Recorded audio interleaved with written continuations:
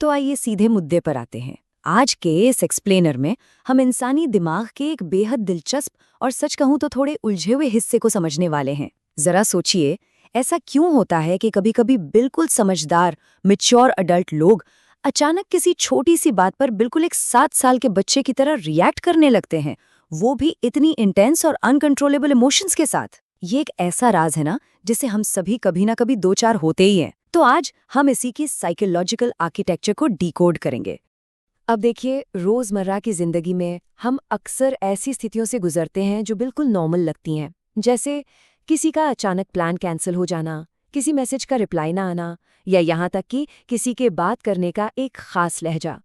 लेकिन कभी-कभी इन छोटी बातों पर जो हमारा रिएक्शन होता है ना, वो इतना एक्सट्रीम होता है कि उस सिचुएशन से बिल्कुल मैच ही नहीं करता।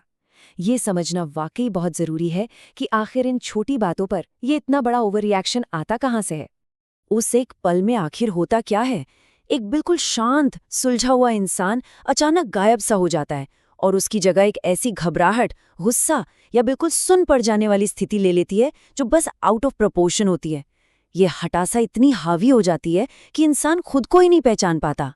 और पता है सबसे दुखी बात क्या है? जब ये भावनाओं का तूफान शांत होता है ना, तो पीछे छूट जाती है एक बहुत गहरी शर्मिंदगी, ये सोचकर कि यार मैंने आखिर वैसा बिहेव क्यों किया। सबसे दिलचस्प बात यहाँ ये है कि ये जो इंटेंस रिएक्शंस है ना, ये किसी डिसिप्लिन की कमी या खराब बर्ताव का नतीजा नहीं है। साइकोलॉजी की भाषा में इन्हें सोमैटिक ट्रिगर्स या दैहिक ट्रिगर्स कहा जाता है। देखिए, ये कोई सोच समझकर की गई हरकत नहीं है। ये हमारे नर्वस सिस्टम में काम कर रहे बिल्कुल रियल बायोलॉजिकल और साइकोलॉजिकल मैकेनिज्म है। होता यह है कि जब आज की कोई घटना हमारे किसी पुराने इमोशनल घाव से मैच करती है ना, तो हमारा जिस्म सचमुच उस पुराने दर्द को फिर से जीने लगता है। लिटरली वैसे ही फिजिकल रिएक्शंस आने लगते हैं। अब हम आते हैं अपने पहले सेक्शन पर, द फ्रोजन चाइल्ड मैकेनिज्म, यानी जमा हुआ बच्चा। मशहूर साइकोलॉजिस्ट जॉन ब्रैडशॉ ने इस पूरी छिपी हुई संरचना को समझने के लिए एक बेहतरीन फ्रेमवर्क तैयार किया है। और सुनिए, ये कोई कविता या मेटाफोर नहीं है, बल्कि हमारा दिमाग ट्रॉमा को कैसे हैंडल करता है, ये उसकी बिल्कुल सटीक डिटेल है। ब्रैडशॉ की खोज हमें बताती है कि देखिए, बड़े होने का जो प्रोसेस है ना, वो किसी सीधी रेखा में नहीं चलता। हम अक्सर सोच लेते हैं कि चलो जो 7 या 12 साल की उम्र में हुआ वो पीछे छूट गया। लेकिन सच्चाई ये है कि जब बचपन में हमारी सबसे ज़रूरी इमोशनल नीड्स, जैसे सेफ फील करना, बिना शर्त वाला प्यार मिलना या अपनी भावनाओं को खुलकर एक्सप्रेस करने की आज़ादी, जब ये ज़रूरतें पूरी नहीं होती हैं, तो हमारा मन आगे नहीं बढ़ता। इन्हें बस ऐसे ही भुलाया नहीं जा सकता। तो मेन पॉइंट ये है कि हमारे मन का वो हिस्सा बिल्कुल उसी उम्र में ठहर जाता है जब उसे वो गहरी ठेस लगी थी। बाहर से देखिए तो हमारा फिजिकल बॉडी बड़ा हो जाता है, हम डिग्री ले लेते हैं, अच्छी जॉब्स करते हैं, एक सक्सेसफुल लाइफ सेट कर लेते हैं। लेकिन अंदर अंदर हो सकता है कि आज भी एक 4 साल का बच्चा बैठा हो जिसे अकेले छूट जाने का डर सताता हो, या कोई 8 साल का बच्चा जो किसी के मजाक उड़ाने से आज भी सहम जाता हो। दिमाग के ये हिस्से अपनी उन अधूरी ज़रूरतों के पूरे होने का आज तक इंतजार कर रहे हैं। यही हमें ले आता है हमारे अगले हिस्से पर, anatomy of an emotional hijacking. जब मॉडर्न डे की कोई घटना हमारे मन के इन जमे हुए या फ्रोजन हिस्सों को ट्रिगर करती है, तो हमारे अंदर आखिर क्या चल रहा होता है, आइए इसे समझते हैं। जॉन ब्रैडशॉ की इस बात पर थोड़ा ध्यान दीजिएगा। वो कहते हैं कि जब आज की कोई स्थिति हमारे किसी पुराने घाव से मिलती जुलती है, तो वो डरा हुआ बच्चा आपसे रिक्वेस्ट नहीं करता कि अब मेरी बारी है, बल्कि वो सीधे ड्राइविंग सीट पर कब्जा कर लेता है, एकदम इनवॉलेंटरी। उस वक्त जो रिएक्शन निकलता है वो एक समझदार अडल्ट का नहीं होता, बल्कि उसी डरे हुए बच्चे का होता है जो कंट्रोल पूरी तरह अपने हाथ में ले चुका है। चलिए इसको एक आम एग्जाम्पल से समझते हैं। मान लीजिए कि किसी के पार्टनर ने शाम का प्लान अचानक कैंसिल कर दिया। अब एक रैशनल अडल्ट दिमाग तो इसे बस एक छोटा सा शेड्यूल चेंज मानेगा, राइट?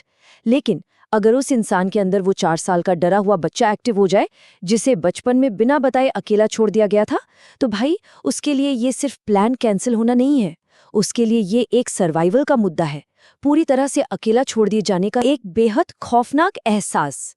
एक और सटीक एग्जाम्पल देखते हैं। ऑफिस में किसी को अपने काम पर थोड़ा कंस्ट्रक्टिव फीडबैक मिलता है।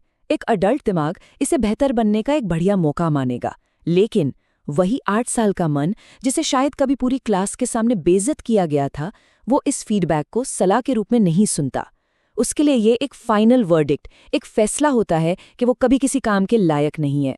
ऐसी स्थिति में इंसान अपने लॉजिक और रीजनिंग जैसे सभी अडल्ट टूल्स बिल्कुल खो देता है। और इस हाईजैकिंग के बाद आता है तीसरा पड़ाव, द साइकिल ऑफ शेम, यानी शर्म का चक्कर।